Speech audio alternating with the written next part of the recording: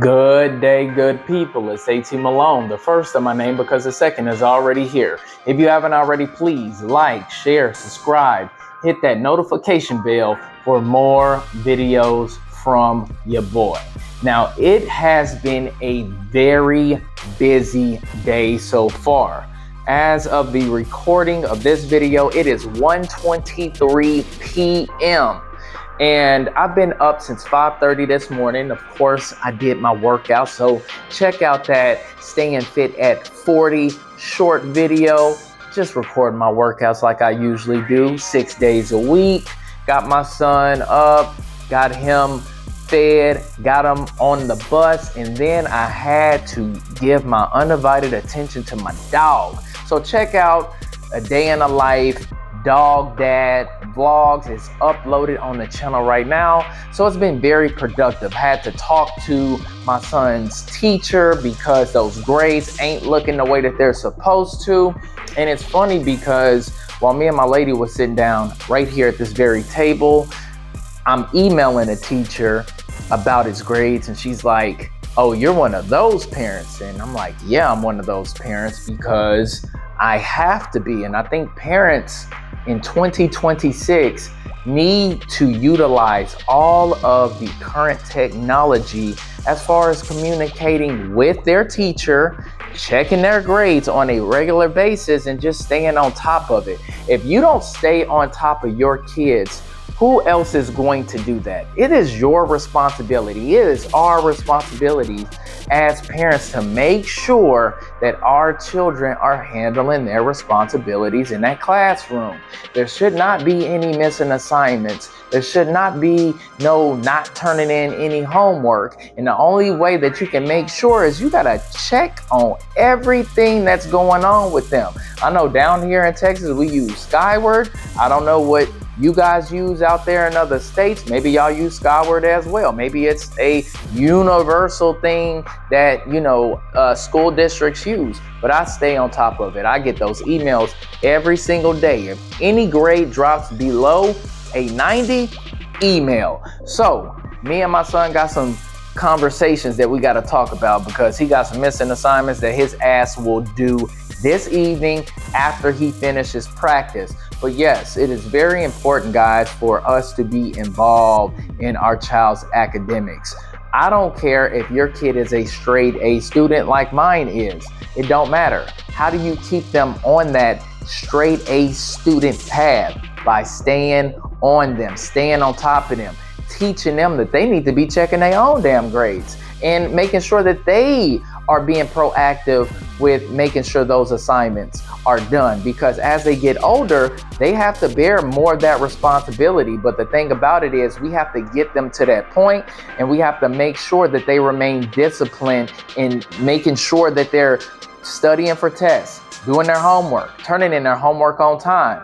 If they bum a assignment, talk with the teacher to see if they can make up for that assignment, just to make sure that their grade does not go down. Those are the things that we got to do, and we have to instill that in our children at an early age. So guys, listen, being a parent bears a lot of responsibility. If you want your kid not to be a failure, then you as a parent have to do everything necessary in order for not only you to be involved, because that takes action, that takes time, that takes energy, okay? That's something that you have to want to do, having a good attitude at doing it, not looking at it as it's a burden because you chose to have that child did not choose to be born. So you have to bear that responsibility 24/7, 365. Keep your foot on their neck. That way they keep their foot on the gas to the path of success, all right? Now, that was my freestyle thoughts of the week, and now we're going to get to the main course, the main event today. We are on The Richest Man Who Ever Lived, King Solomon's Secrets to Success, Wealth, and Happiness. And we are wrapping up chapter 12, and this is part 3. Y'all like my composition book my lady got me? Looks really professional, right? Shout out to my lady for supporting your boy. All right. So this title of this chapter is titled "Disarming the Booby Traps to Success," and like I said before, this is part 3. Now, last week we talked about naivete and IQ and how people fail to do their due diligence for these reasons: narrow vision, integrity, greed, arrogance, wrong priorities. We also talked about the solutions to naivete. Now we're going to move on. Don't be naive when it comes to making wrong choices. In Proverbs 22:3, Solomon warns us, the prudent sees the evil and hides himself, but the naive go on and are punished for it. Now, most people rarely find themselves in unethical or illegal situations by surprise. Usually, they'll see a red or a yellow flag or two first. At this point, they have a choice. Solomon tells us that a wise man will turn away. Now, when a naive person sees the red flag, their conscience tells them to keep moving in the same directions. Now, we all have done this before, guys. For an example, being in terrible, incompatible relationships. Now, we know damn well there's some people that we should have not got with, dated, had sex with, tried to, turn a hoe into a housewife, or try to clean up a degenerate bum loser of a man. We have this complex like, oh, I can save them. Men and women do. So it's not just us men being simps and trying to save hoes. No, it's women as well thinking that they could build up a man. A woman cannot build up a man. A man has to have leadership qualities, ambition, all of these characteristics that make a successful man. And a woman can't instill that in them, okay? As much as you think that you can influence them, no, they are who they are.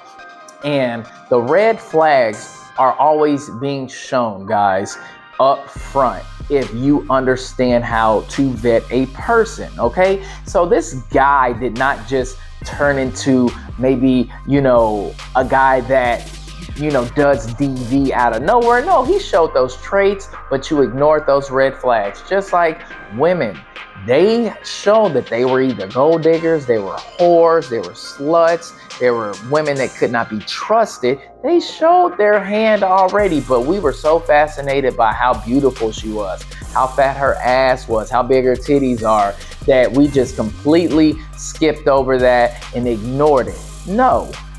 Red flags will always display themselves, and we just have to be conscious of it. And when we do see those red flags, we need to address it. And if those red flags are too bright, we need to just move on from that situation, okay? Because what'll happen is we're just going to set ourselves up for failure. It's a recipe for disaster. There will be no happy ending, guys. It's going to be nothing but turmoil, stress, anger, anxiety, and a whole bunch of heartbreak. All right. Now, moving on. There is a way that seems right. Solomon warns that we can choose to go down paths that seem right but turn out to be wrong. Why? Because we fail to bring diligence into our decision making. In Proverbs 14:12, he says, there is a way that seems right to a man, but in the end it leads to death. Diligently looking into a matter will ensure that doesn't happen. In Proverbs 14:14, Solomon tells us, the simple inherit folly, but the prudent are crowned with knowledge. Meaning, only the ones who look into the matter before they make an important choice are rewarded. You'll gain a reputation of being wise instead of being a fool.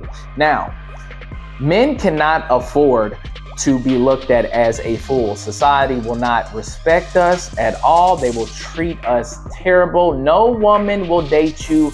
Your counterparts will not trust you or want to associate themselves with you. On the other hand, women can be as foolish as they want to because their beauty can guide their path to finding a right man that will take care of them and live happily ever after, okay? Men cannot afford that. Now, children can be foolish because they're young. They don't know no better. They are immature, okay? Their brain isn't fully functioned. But us, listen, if we are looked at as fools, there is no success. There is no pot of gold at the end of the rainbow, okay? You will be ostracized, scrutinized, and society will kick your ass until you wake up, get some damn sense, educate yourself, and get out of that reputation, all right? Now, how to make wise choices. Don't deny your naivete.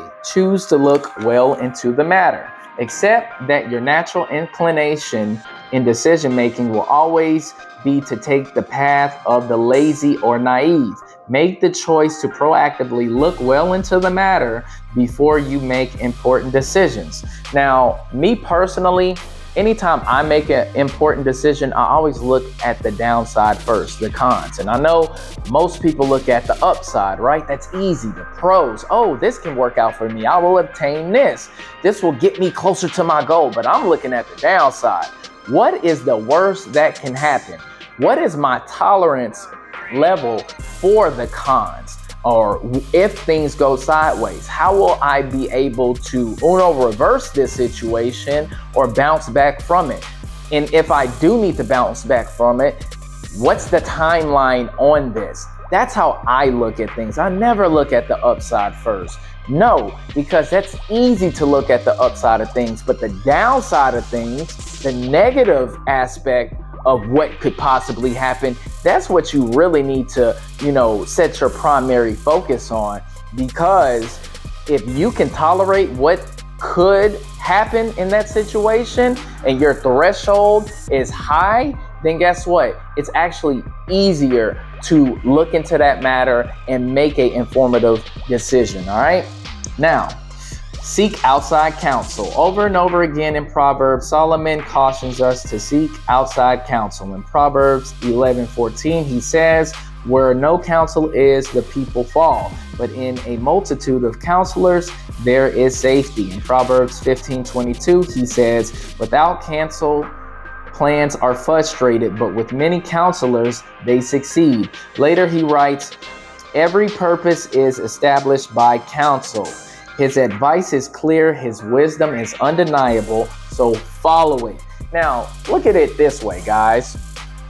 A corporation, they have, administration, you have HR, you have, VPs, CEOs, CFOs. All of these people are part of a council for a corporation. We can take it to the streets, mafias. You have the boss, you got the underboss, you got advisors, different type of advisors that they meet up and discuss their illegal activities and what moves that they want to make. If they want to put a hit on somebody, it's a whole council, it's a whole advisory board that comes to terms, comes to agreements, and make a move. And even with athletes, they have managers, they have agents, so they have a group of counselors as well. In any type of business, you got the manager, you got the assistant manager, you got the GM, you got supervisors, you got leads, you have all of these people that are a part of a council. So what makes your own personal life any different? Any successful person or groups, they all have a council surrounded by them that make informative decisions when it's time to do so. You can't do everything alone, guys. You might be the smartest man on earth, and even those guys who are considered geniuses still have a advisory council that they seek information from, they seek counsel to, they get a different perspective in order for them to make an important decision, all right? Now, choose your friends and associates wisely. In Proverbs 13:20, Solomon writes, "He that walks with wise men shall become wise, but a companion of fools shall be destroyed." Whom you choose to associate with or partner with can make or break you. You can be friends with anyone, but you should be careful about whom you partner with or attach yourself to in any significant way. Look at their wisdom, integrity, and be sensitive to any red flags that would warn you of dishonesty. Look at their priorities and how they order their lives and how they treat their parents, spouses, siblings, or children. Don't let yourself become the companion of fools. Now, this is very difficult when you are loyal to a fault, guys, because when you are loyal, like me personally, you gonna ride with them no matter what, good or bad decisions. But as time passes and you mature a lot more, you start learning more, you start educating yourself more, you'll look at that situation like, listen, we don't really have the same integrity level. We don't really look at the world the same.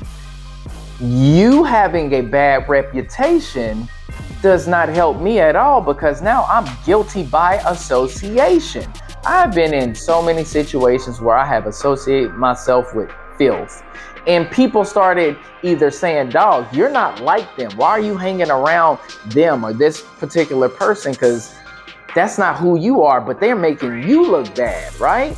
Or I've been guilty by association when my character, my integrity, my honor, and me being a person of truth does not reflect the people that I chose to hang around. So I had to make that decision. And guys, I suggest you guys make that decision as quickly as possible, because you have to protect your reputation.